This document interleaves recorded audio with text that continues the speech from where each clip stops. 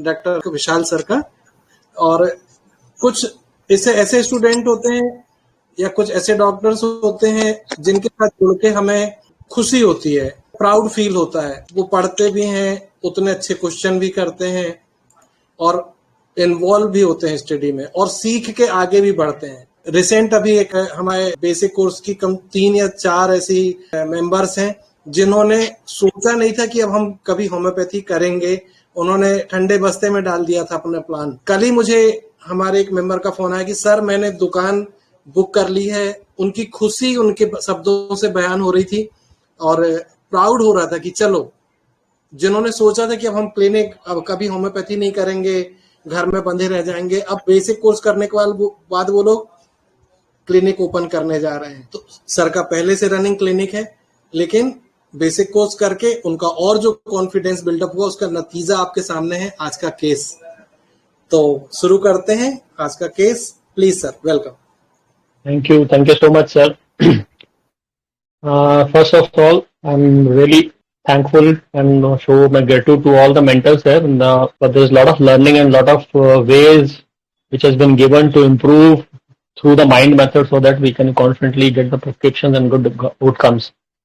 आज का case I think everybody has gone through. So case is of 8 years old child. जिसकी माँ को मैंने ट्रीट किया था जॉइंट पेन्स के लिए। तो वो उसको लेके आई थी because they were too much fed up by giving him allopathic medicine. और उन लोगों ने शायद 7-8 महीने तक उसको कोई एमिसेट मेडिसिन थी जो दी हुई थी, और सिर्फ 2 महीने से इतनी ज़्यादा वॉमिटिंग्स हो गई थी कि मतलब उन लोगों ने वीकेंड्स पे बाहर जाना भी बंद कर दिया था। कार में भी लेके जाते थे तो प्रॉब्लम थी कि मैं बोल रहा था बीच में कि सेइंग सिक नहीं लेना है करके, बिकॉज उसको जेन्युइनली कंसर्न था जो किसी और एरियाज में नहीं दिख रहा था पर है मतलब। तो जब कन्वर्सेशन हो रही थी तो माँ जब बता रही थी उसके बाद तो ऐसा है, ये कंप्लेंट्स होती हैं। तो मैंने जब बच्चे को पूछा कि प्रॉब्लम क्या है आपको, आप बताओ क्या तकलीफ है बेटा, तो वो अपनी जिप के साथ ऐसे ऊपर नीचे कर रहा था। तो उसका फर्स्ट वर्ड जो आया था वो था कि कुछ नहीं है करके। तो मुझे उस टाइम पे ऐसा लगा कि इतनी मॉर्बिड कंडीशन में, इतनी मॉर्बिड स्टेट में अगर कोई ऐसे बोल रहा है कि मुझे कुछ नहीं है बोले तो नॉर्मल तो नहीं है। तो एक एंट्री पॉइंट वहां पे था, ठीक है। उसके बाद 2 मिनट के बाद ही उसने थोड़ा मुंह अपना टर्न किया और फिर बोला कि मैंने 2 ब्रेड खाई। जो मैंने क्वेश्चन नहीं पूछा था उसका कोई आधार नहीं था, बेस नहीं था। और ये जितने रूब्रिक्स है ना, मोस्टली सारे जो बेसिक कोर्सेज में हम लोगों ने स्टडी किए थे वहां से बहुत इन्फ्लुएंसेस और बहुत इनपुट्स मिलते हैं। तो लाइवली जब आपको पेशेंट्स में दिखते हैं तो इट हेल्प्स अ लॉट, क्योंकि जो भी रूब्रिक्स हम लोग इकट्ठे करते हैं कहीं पे या पढ़ते हैं तो एक माइंड मेथड में ही एक सेमिनार या मतलब वेबिनार में मैंने सुनते हुए बोला था कि आप लिखिए और पढ़िए। जब पेशेंट आपके सामने आएगा ना तो रूब्रिक आपके सामने एकदम से सामने आ जाएगा, और वो होता है। तो मैंने उस बच्चे को पूछा नहीं कुछ भी, लेकिन उसने बोला कि मैंने 2 ब्रेड खाई, which was another entry point, क्योंकि मैंने कोई क्वेश्चन नहीं पूछा था, उसने ऐसे ही बोला। उसके आगे चलते गए तो बच्चे को उसकी माँ ने बताया कि इसका बिहेवियर ऐसा है, ये ऐसे करता है, सुबह जाने से पहले ही प्रॉब्लम शुरू होने से पहले बोलना शुरू कर देता है, और उसके बाद बोलता है कि दवाई दे दो, पर वैसे दवाई नहीं खाना चाहता है। वो भी एक अनदर लिंकिंग सिचुएशन थी। यही डिटेल्स आगे जाते हुए जब ऐसी क्लिनिक में डिस्कशन होती है, वो लोग फैमिली पेशेंट्स हैं, तो उसकी बच्चे आपस में थोड़ा मस्ती कर रहे थे, तो मैंने बोला कि मैं तुम लोग चुपचाप बैठ जाओ, नहीं तो मैं आज इंजेक्शन निकाल दूंगा। वो जो पॉइंट था ना, उस पॉइंट पे जब मैंने ऐसे और इतना किया, बस उतने में वो लड़का पेशेंट उठा और बाहर चला गया। वो सिचुएशन भी एक एंट्री पॉइंट था। वहां से बाहर जाने के बाद वो बच्चा अंदर नहीं आया, ठीक है।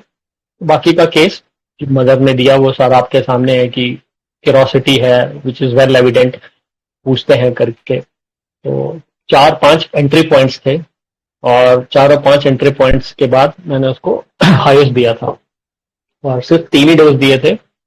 तो गुड पार्ट है उसकी, उसका फॉलोअप एक ही बार हुआ है बस। उसके बाद बच्चा आया ही नहीं है, मतलब वो 1 मंथ का नहीं, 3 हफ्ते का दवाई था।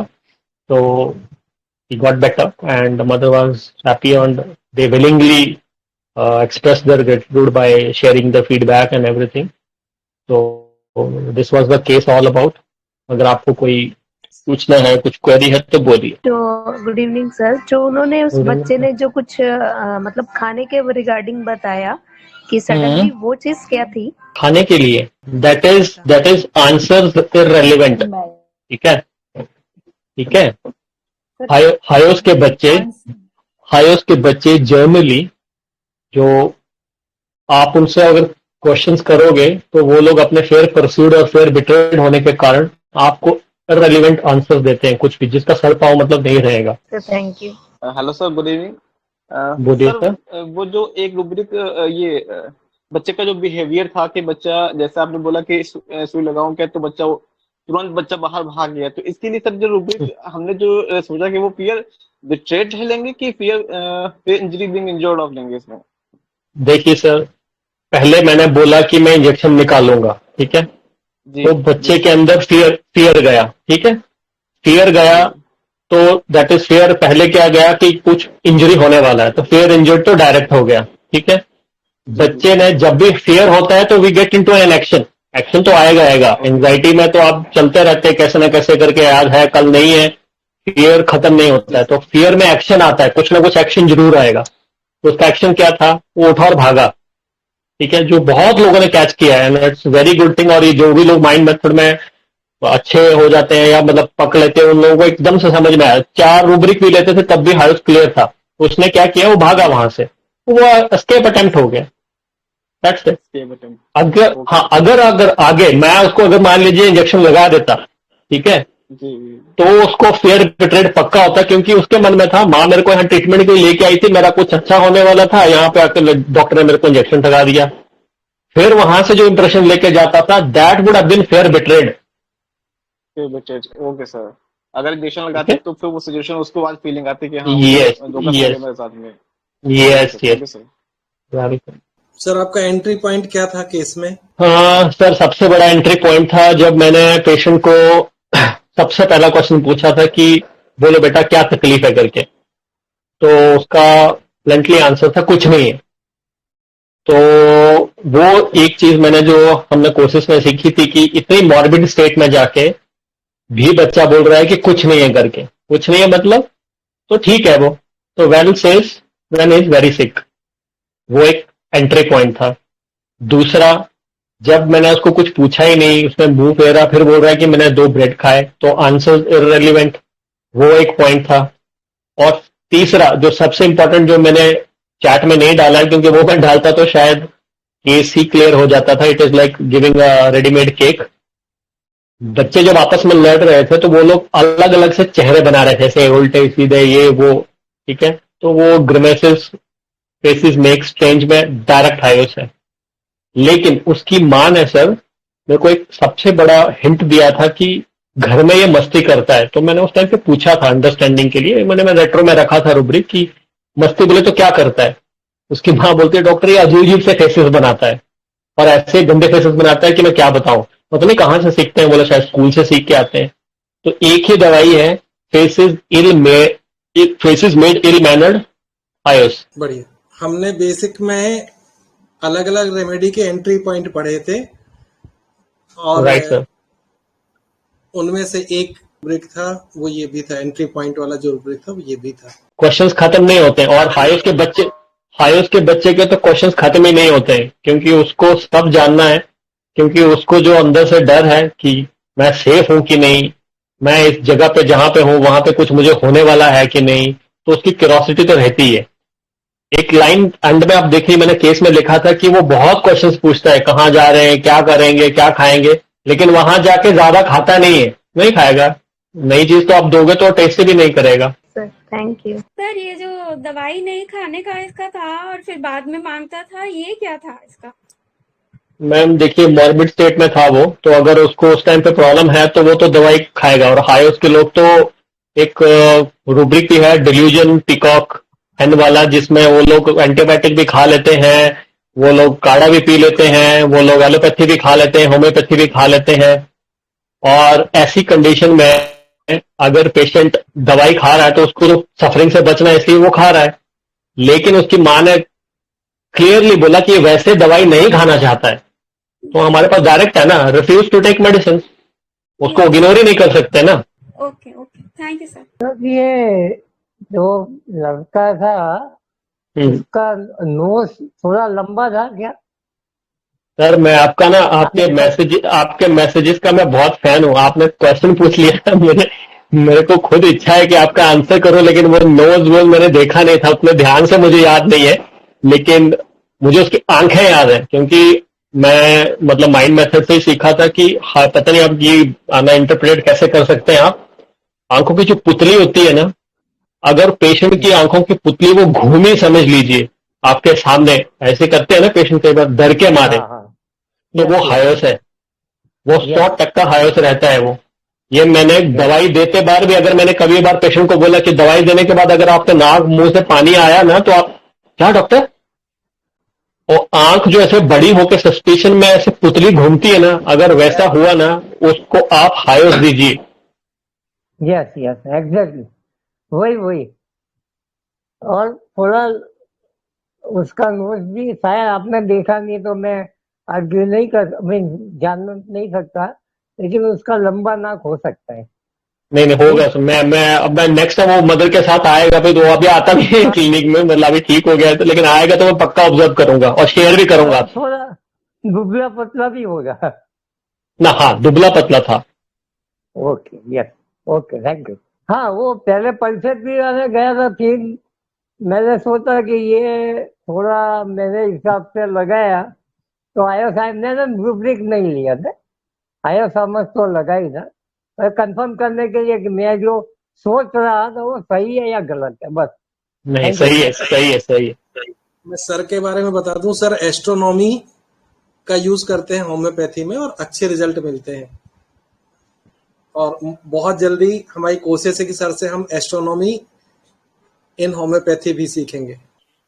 सर जो भी पेशेंट पूछता है कि क्या आपने ऐसा पेशेंट पहले ट्रीट किया है, तो वहाँ पे पहले हायोसाइमस ही सोचना चाहिए।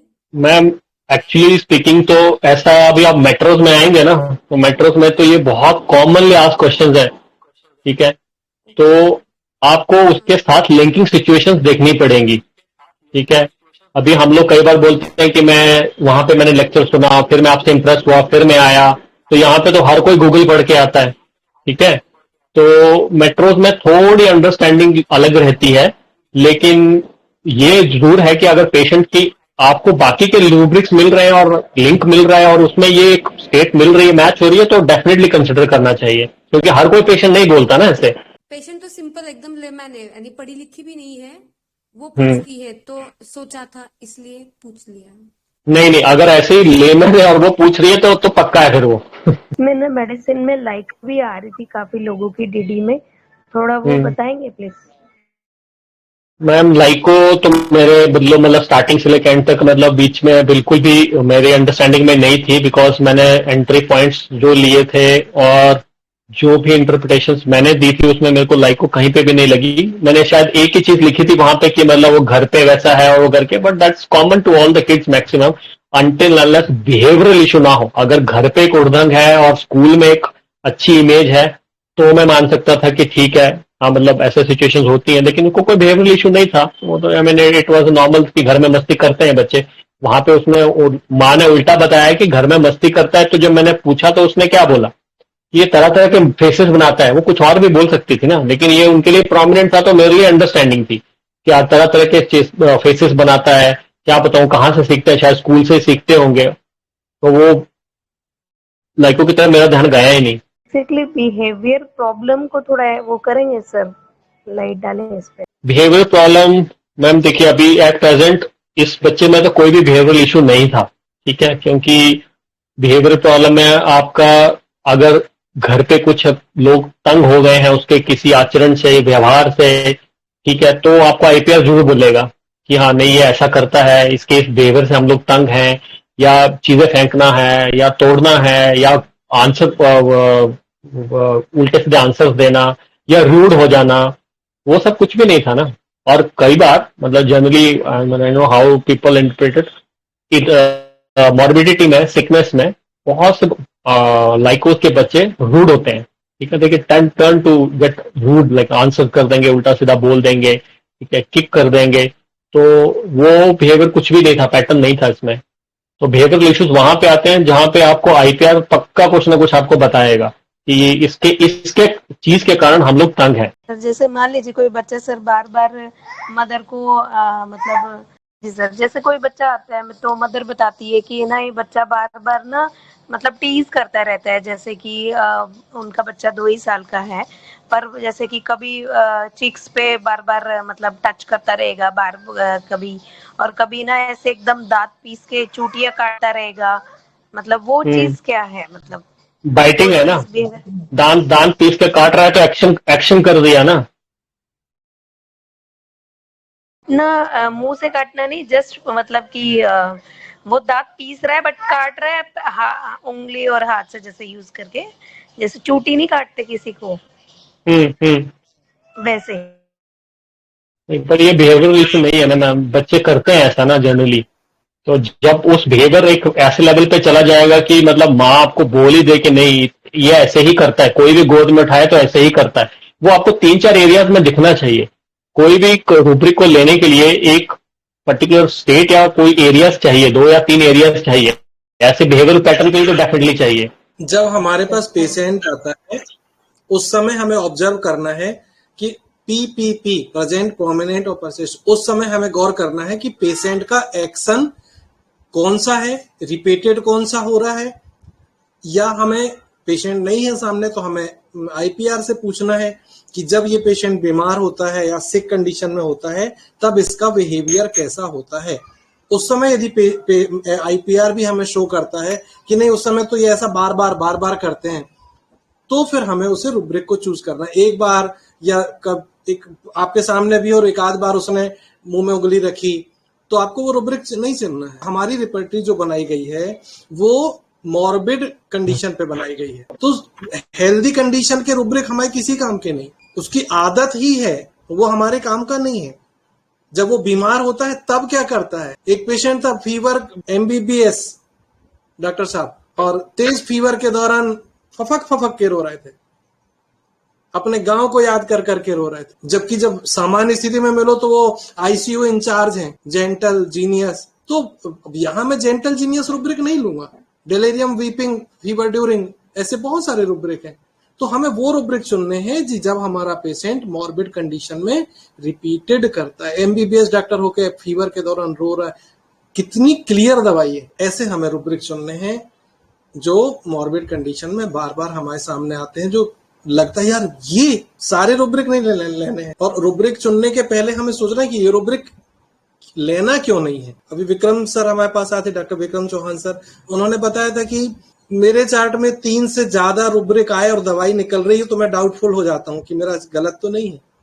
तो जैसे जैसे हम परफेक्ट होते हैं, जैसे जैसे हम प्रैक्टिस करते हैं, वैसे वैसे हम और निखरते हैं और परफेक्शन की तरफ जाते हैं। धीरे धीरे धीरे आप चार्ट बनाने की स्थिति से ऊपर होने लगेंगे। धीरे धीरे आप जब प्रैक्टिस, आपका दिल बोलेगा कि ये तो बेलाडोना बोल रहा है, ये तो हायोस्मस बोल रहा है, ये तो स्ट्रेमोनियम बोल रहा है, लेकिन जो एक अच्छा होम्योपैथ होता है वो रिपर्टरियल चार्ट बना के कंफर्म होके ही दवाई देता है। बार बार हम लोग यही बोलते हैं बेसिक कोर्स में कि बिल्कुल एंटिसिपेशन पे मत जाए, अनुमान आपको आ रही है दवाई माइंड में, चार्ट बना के एक बार कंफर्म करिए। कईयों बार ऐसा हुआ कि हमने सोचा कुछ और था लेकिन जब चार्ट बनाया तो निकल के कुछ और आई।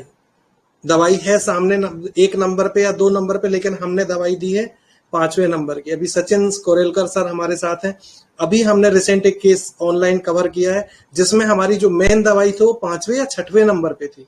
बिल्कुल लेने चार्ट में भी सामने पे है, तो कोई जरूरी नहीं कि वो ही आपकी फाइनल रेमेडी हो। आपको और डीडी करके और अच्छे से रेमेडी को डीप स्टडी करके आप पकड़ेंगे कि नहीं ये 5वें नंबर पे है, लेकिन रेमेडी तो यही है। माइंड मेथड हमें जितनी सरल लगती है, हाँ है सरल, मैग्नेटाइज होते हैं हम, लेकिन नहीं, हमें उसको अच्छे से समझ के डीप अंडरस्टैंडिंग करके ही आगे बढ़ना है। और आज के केस के बारे में एक बहुत अच्छी बात मैं बोलूंगा कि मैक्सिमम लोग हायोस्मस तक पहुंचे, और एक खुशी जो होती है ना कि हम केस प्रेजेंट करें और सब लोग उस तक पहुंच जाएं, तो ये 100% हो जाता है कि परफेक्ट सिमिलम गया है। और आपने केस प्रेजेंट किया और कोई नहीं पहुंच पाया, और आखिरी में आपने बताया ये तो ऐसा था, जादू हो गया, सब लोग अरे ये दवाई थी, इसका मतलब मिनिमम लोग वहां तक पहुंचे। वो उतनी सिमिलम नहीं है। वो भले पेशेंट को आराम मिल गया था उस समय, आपका मुंह खुला रह गया था, लेकिन बाद में मुंह खुला ही रहेगा, टोटल क्योर नहीं मिलता। हमारे आज के केस में मैक्सिमम लोगों ने हाइसमस को हिट किया है, तो ये परफेक्ट सिमिलम था, इसीलिए सबने हिट किया है। तो कॉन्ग्रेचुलेशन आप सभी को जिन्होंने रेमेडी हिट की। अब सब लोग परफेक्ट हो रहे हैं सर, आपके उसमें, आपके निर्देशन में पढ़ाई से सब लोग परफेक्ट हो रहे हैं सर। प्रणाम सर। सर सब अपनी मेहनत से बढ़ रहे हैं, हम लोग सिर्फ माध्यम हैं। अरे सर, सिर्फ हम लोग ये कभी 10 साल पहले कोई सोच सकता था सर, माइंड मेथड जैसा कोई चीज सीख सकता था कोई सर? ये आप लोगों की मानता है सर? सर हैनीमन कोई सर, सोच भी नहीं सहगल सकता सर, था सर। इन लोगों ने जो किया, इन्होंने अपने ज्ञान को अपने पास तक नहीं रखा। एक इत्र की खुशबू सीसी थी, इनको मिली और इन्होंने ढक्कन खोल दिया, और सब तक वो नॉलेज स्प्राइड हो रहा है, सब तक पहुंच रहा है। होम्योपैथी को बंगाल में दबा दिया गया और परिवारों तक सीमित कर दिया गया, इसीलिए होम्योपैथी कभी आगे नहीं बढ़ पाई। जब ये सरकारी विद्यालय खुले हैं जब से हर प्रांतों में, और सब जी लोग पढ़ने लगे हैं और कुछ लोग आगे आए हैं, तब से होम्योपैथी आगे बढ़ी है। बस सब कुछ करते रहिए, सिखाते रहिए। अरे सब आप लोग सिखा रहे हैं, हम लोग जैसे बिना डॉक्टरी पढ़े इतना मजा आता है। तो जी इंडिया में जो होम्योपैथी बढ़ी, आप जैसे लोगों से ही बढ़ी है, जिन्होंने होम्योपैथी की स्कॉलर डिग्री कॉलेज में जाके नहीं की, लेकिन दिल से जुड़े थे। डॉक्टर सिद्धांत अलंकार, हर अच्छे डॉक्टर के पास डॉक्टर सिद्धांत अलंकार की बुक होगी। संस्कृत से उन्हीं की पीएचडी थी सर, उन्होंने लेकिन गीता जब पर तक विश्लेषण किया हुआ है। जब तक लेकिन इस तरह का सर वो फाउंडेशन नहीं था, इस तरह का ये नहीं स्टेज नहीं था, तब तक सीखना इतना आसान नहीं था। हाँ सर जी। सर दूसरा ये है कि होम्योपैथी में बहुत सारे मिसकॉन्सेप्शन लोगों में है कि इवन होम्योपैथ में भी है कि होम्योपैथी लंबी चलती है, जल्दी रिजल्ट नहीं मिलते हैं, वो एलोपैथी जैसा। लेकिन मैंने माइंड मेथड में आके देखा, मेरा अट्रैक्शन होम्योपैथी में माइंड मेथड से ही आया, ताकि वो क्लोजली मेरे दिल में जो हम एस्ट्रोलॉजी देखते हैं या हम एक्यूपंक्चर का जो स्टडी करते हैं, तो उसमें माइंड और कॉन्स्टिट्यूट दोनों आता है। तो होम्योपैथी में माइंड मेथड से बहुत ही क्लियर होता है, वरना आप डिटेल में फिजिकल सिम्टम्स में जाएंगे तो आदमी भूल जाएगा। और हमारे जैसे तो जो कॉलेज में गए नहीं है, वो तो बिल्कुल छोड़ ही देगा उसको कि भाई ये तो बहुत डिफिकल्ट है। लेकिन माइंड मेथड बहुत बढ़िया है, मेरा तो ये बहुत बढ़िया। और आपका जो प्लेटफॉर्म है वो तो सच में बहुत ही अच्छा है, जिसमें आप सबका है, मेरा कुछ नहीं है, सब आप लेकिन लोगों का। सब मैं बताऊं कि ऐसे विद्वानों को एक साथ लाना ही बड़ा काम होता है, क्योंकि मेरा तो एस्ट्रोलॉजी में वो जाता हूँ ना सेमिनारों में, तो इतने घमंडी लोग होते हैं, बड़े बड़े एस्ट्रोलॉजर, वो ज्ञान बांटना ही नहीं चाहते। तो आप जो प्लेटफॉर्म में जाके ज्ञान बांटते हैं, तो वो तो बहुत ही बढ़िया काम है, बहुत ही मीन सराहनीय है। नहीं, अपने होम्योपैथी में ये चीज बहुत अच्छी है, खासकर माइंड मेथड में, कि हम लोग सब नॉलेज शेयर कर रहे हैं, कैसे भी कर रहे हैं, और उससे माइंड मेथड बूस्ट हो रही है, आगे बढ़ रही है। ये एक बहुत अच्छी बात कि पहले इसमें भी परिवारवाद था जी। ये जब से आप लोग आए हैं ना, ये प्लेटफॉर्म उपलब्ध कराया है ना, तब ये लोग बहुत लोग, सारे लोग मजबूर भी हो गए हैं, नहीं तो इसमें परिवारवाद बहुत तगड़ा था, ये राजनीति में ही नहीं था। जी सर। सचिन सर कुछ कह रहे हैं? सचिन सर। हाँ, हेलो, गुड मॉर्निंग। हाँ sir, congratulation to Vishal sir, बढ़िया पैकी Thank you, case sir. Crack किए सर ने। अशोक सर को Thank भी you, sir. कांग्रेचुलेशन कहता हूँ। मैं एक बात बताता हूँ 10 मिनट में। आजकल क्या हो रहा है, वायरल फीवर का अभी बहुत सारा सीजन चल रहा, रेनी सीजन है, वायरल फीवर का सीजन चल रहा। माइंड में हम जब आते हैं तो सवाल आता है कि हम आगे कैसा बढ़े। पहला सवाल क्या पूछे, एक 3 दिन के करीब करीब एक डॉक्टर जूनियर डॉक्टर का फोन आया, सर बुखार का पेशेंट है, मैं इसमें कवर ही नहीं कर पा रहा हूँ, मुझे समझ में ही नहीं आ रहा, क्रिएटिनिन बढ़ा हुआ है पेशेंट का, मुझे समझ में नहीं आ रहा क्या करना है। मैंने बोला भाई रे पहले तो उसका क्रिएटिनिन कितना है। क्रिएटिनिन लगभग था 4.5 4.6। मैंने बोला ओके। अब सवाल ये था, मैंने उसको बोला कि तू तेरे में कैपेसिटी है क्या कि तू पेशेंट को रोक सकता है, तेरे में इतनी पावर है क्या। होम्योपैथी में तो पावर है, होम्योपैथी में तो पावर है, पर देखो कैसा है, हमें अपने लिमिटेशन के साथ चलना है, ये कभी भी ख्याल में रखना है। मैंने बोला कि अभी तेरी प्रैक्टिस नई नहीं है तो एकदम 4.3 को पेशेंट को लेगा, अगर कुछ कम जाता होता है तो बहुत बड़ा प्रॉब्लम हो जाएगा। बोले नहीं सर आप बताओ तो सही करना कैसा है। मैंने बोला मैं तो केस कर दूंगा, पर तू तेरे लिमिटेशन में चलना। तो सबसे इम्पोर्टेंट पॉइंट, होम्योपैथी को अपने लिमिटेशन में ख्याल में रखना चाहिए कि हमें करना क्या है, पहला। सेकंड केस थी, उसकी केस किडनी की केस थी। अब किडनी का मेटाफोर क्या है उसको मैंने समझाया कि मेटाफोर क्या है, गूगल में सर्च करते चलो। पहला सवाल, जब पेशेंट आ रहा आपके पास, बुखार के पास आ रहा, पर बुखार काय की वजह से, इसका एलिमेंट ढूंढते चलो, प्राइमरी सेकेंडरी आप हमने ऑर्गेनन में थर्ड एफोरिज्म सर ने, हैनीमन सर ने सीधे सीधे क्लियर लिखा हुआ है कि एलिमेंट कॉज ढूंढो उसका। हम क्या करते हैं आजकल, क्या हुआ माइंड मेथड में, इतने बढ़िया बढ़िया टीचर आ रहे हैं, इतने बढ़िया बढ़िया लेक्चरर आ रहे हैं, खुद की प्रैक्टिस कम है। यानी मेरा कहने का मतलब क्या है, प्रैक्टिकल नॉलेज कम है और थेरोटिकली बक बक बक बक करते हैं, वो बहुत जान पे आता है। प्रैक्टिकल क्या है वो देखो, लोग क्या बोलते हैं, या फिर मैं भी यही बोलता था जब तक मैंने ऐसे सीवियर पेशेंट नहीं देखे।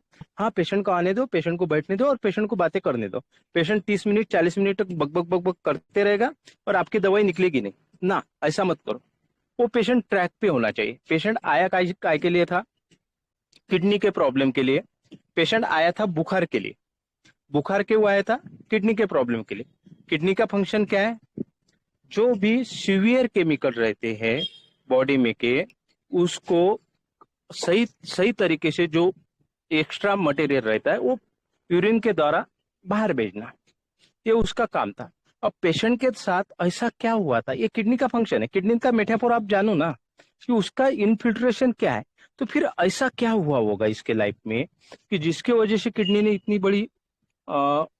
इतनी बड़ी लेवल हाई कर ली, जहां पे हमें सीरम क्रिएट 1.5 होना, तो वहां पे ये पेशेंट का 3.4 4.3 के लगभग चल रहा था।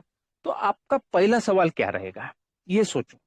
तो मैंने वो डॉक्टर को बोला कि आप आपके लिमिटेशन क्रॉस मत करो, पहला पॉइंट। सेकंड पॉइंट, अगर आपको क्रॉस करना है तो एक आधे सीनियर डॉक्टर की हेल्प लो और विथ कॉशियस लो। यानी आप ये मत बोलो कि मॉडर्न मेडिसिन गलत है, ये वो है वो है। चलो वो गलत है क्या है उसमें नहीं पढ़ना है, हमें प्रैक्टिकल पॉइंट इंपॉर्टेंट रखना है। तो चलो ये केस में क्या करना था मुझे, तो फिर मुझे ये केस में करना क्या था। अब मुझे बुखार 102 103 था, डॉक्टर जूनियर था और पेशेंट आ चुका था। पेशेंट की कंडीशन लगभग होगी 40 to 43 था।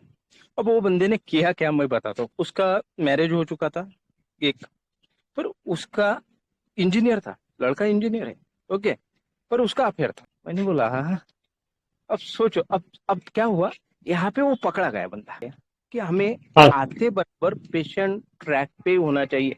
30-30 मिनट 40-40 मिनट तक केस टेकिंग लेके कुछ भी इंपॉर्टेंस नहीं है। सेकंड पॉइंट, आपको इंपॉर्टेंट देना कौन सी बात को, ये भी है आप कौन सी प्रैक्टिस कर रहे हो, आपके लिमिटेशन क्या है, ये ख्याल में रखना है। थर्ड, हमें चलना कैसा। अब किडनी का पेशेंट है, बुखार भी साथ में, एक एक्यूट कंडीशन है, विथ एआरएफ में पेशेंट है, एक्यूट रिनल फेल्योर में पेशेंट है, हमें करना क्या है ऐसे केस में। तो अब हुआ था क्या, मैं शॉर्ट में बताता हूँ, केस बहुत लंबी है, 20 से 22 मिनट तक चलेगी, जब अशोक सर बोलेंगे तब प्रेजेंट करेंगे। तो मैं सिर्फ उसका ट्रैक बता रहा हूँ आपको कि करना कैसे, इनफिल्ट्रेशन करना है। अब किडनी का काम क्या है, प्योर जो चीज है ना वो रखना है और इम्प्योर चीज बाहर फेंकना है, बस इतना सा।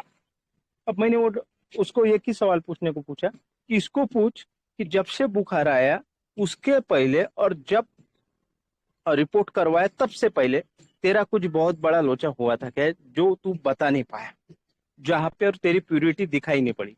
फिर जाके उसने ये आंसर दिया 2 मिनट में कि हाँ मेरा ऐसा ऐसा एक्स्ट्रा एक्स था, मेरे वाइफ ने पकड़ा था, वाइफ ने पकड़ने के बाद मेरा ये प्रॉब्लम हुआ था। मैंने बोला पूरे सीधे सीधे बता दिया। हाँ बोले सर उसने पूरा पूरा बताया, क्या हुआ था क्या नहीं ये सब कुछ बता दिया। मैंने बोला अच्छा फिर अब दवाई बता तू। तो बंदे ने दवाई भी बता दी, आपके सब लोगों के पास दवाई भी ख्याल में आई होगी।